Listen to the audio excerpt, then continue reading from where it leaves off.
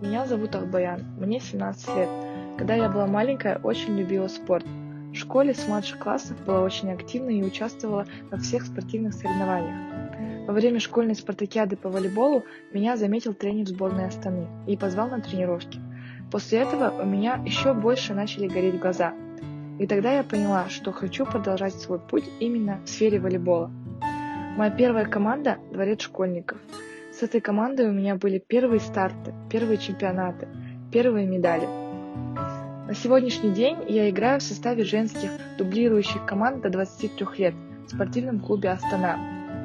Моя мечта – стать одной из ведущих игроков сборной Казахстана и не только.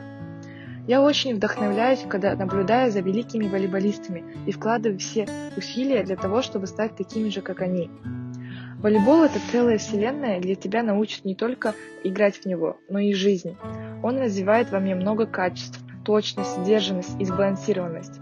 А главное, после каждой игры я чувствую себя сильнее.